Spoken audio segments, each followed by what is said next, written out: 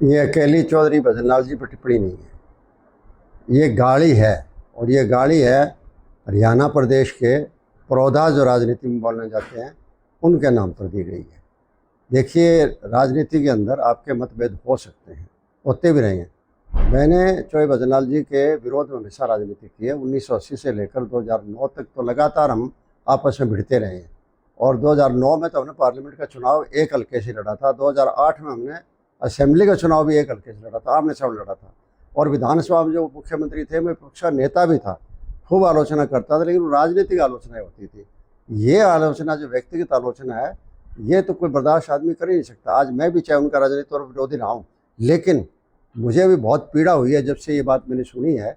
और बाद में जो रिएक्शन सुन रहा हूँ परिवार का, बहुत ही छोटा रिएक्शन आ रहा है। मैं उनको चेताना चाहता हूँ कि ये बीजेपी जो है जानबूझकर, और इन्होंने एक योजनाबद्ध तरीके से जो है चौधरी भजनलाल जी को और उनके आदर्शों को, उनके सिद्धांतों को खंडन करने का प्रयास कर रही है। और इस पर आप बोलेंगे नहीं, आप मारे जाएंगे। आप डर गए तो आप मर गए, इसका मतलब ये है। पहले तो कैमरे के अंदर चौधरी भजनलाल जी के बारे में खट्टर साहब कहे चले गए थे, मनोहर लाल खट्टर जी मुख्यमंत्री के रूप में आए थे, और इन्होंने उदाहरण तो एक पटवारी का दे दिया और क्या स्थापित क्या कर गए कि चौधरी भजनलाल तो एक भ्रष्ट आदमी थे। मतलब कितनी बड़ी बात कह गए, तब भी ये नहीं बोले, और नहीं बोले तभी आज का ये दिन देखना पड़ रहा है।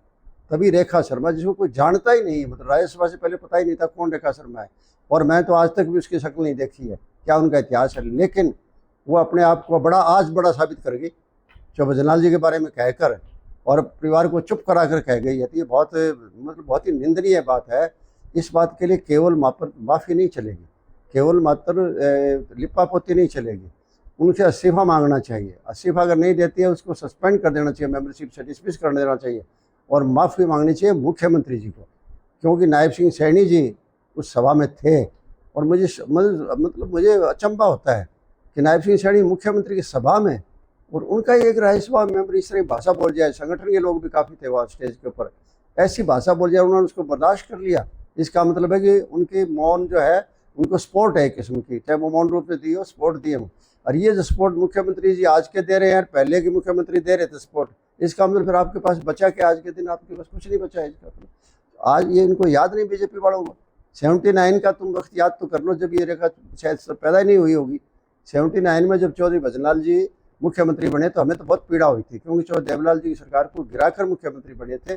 लेकिन उसके बावजूद हम ये कहते हैं कि उस टाइम ये मंत्री थे, ये भी गिराने में शामिल थे। डॉक्टर मंगल सेन मंत्री भी थे भजनलाल जी के टाइम में, कमला वर्मा जी यमुनानगर की बहुत बड़ी नेता थी, वो भी थी, और रामलाल वधवा भी थे करनाल के, वो मंत्रिमंडल में थे। और सबसे बड़ी बात है कि बीजेपी को संभालने वाले डॉक्टर मंगल सेन जी थे, और मंगल सेन जी इतने इनके नीचे रहे, जिसका मतलब भजनलाल जी बहुत बड़े नेता रहे हैं। अगर इस बात को इनको मतलब अक्ल नहीं इस बात की सोचने की, तो ये जानबूझ के जो है ना एक साजिश रच रहे हैं।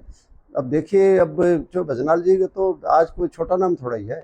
आज पंचकुला में वोट मांग रहे हैं मुख्यमंत्री जी, और वहाँ जाके जो भजनलाल जी को, आज पहली बात देखो, दिवंगत आत्मा कोई भी होता है, उसका हमें सम्मान करना चाहिए, और ऐसी कोई बात नहीं कहनी चाहिए जिनसे जो है ना परिवार को और घर के लोगों को ठेस पहुँचती हो। और उन लोगों को भी, मतलब जैसे लोग कहते हैं ना, वो उनको खुद को जलील होना पड़ता है जो इस तरह की बात करते हैं, जो लोग करते हैं। तो ये रेखा शर्मा, इसका मतलब वो वोट मांगने गई थी या वोट कटवाने के लिए गई थी? मैं रेखा शर्मा से नहीं, मैं तो मुख्यमंत्री से पूछना चाहता हूँ कि आप रेखा शर्मा की ये बात सुनकर वहाँ वोट बना रहे थे? कौन देगा आपको वोट इस स्थिति के अंदर, जब आप गाड़ियाँ दोगे? जिस आदमी ने पंचकुला बसाया था, पंचकुला जिला बनाया था, वरना जिला पहले कौन सा हल्का, कौन सा था? खाल का था, पंचकुला हल्का ही नहीं था। चंद्रमोहन के बारे में कहेगी, उनको लपेट गई।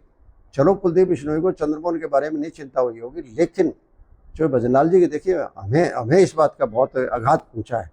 चाहे हमारे राजनीतिक रास्ते अलग अलग हैं, लेकिन मैं फिर वही कहना चाहता हूँ कि अगर कुलदीप बिश्नोई इसी तरह से चलते रहे, अगर जवाब इनको नहीं दिया गया, ये मुफ्त टाइप के लोग हैं। ये तो जो बीजेपी जो है, एक बार पीछे पड़ जाती है, फिर छोड़ती नहीं है पीछा ये, और आदमी को ख़त्म करके छोड़ती है।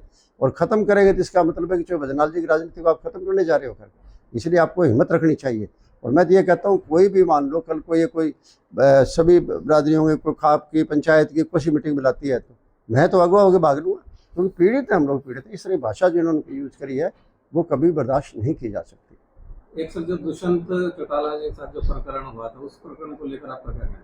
देखिए, उस प्रकरण को लेकर मेरी एक ही बात कहनी है।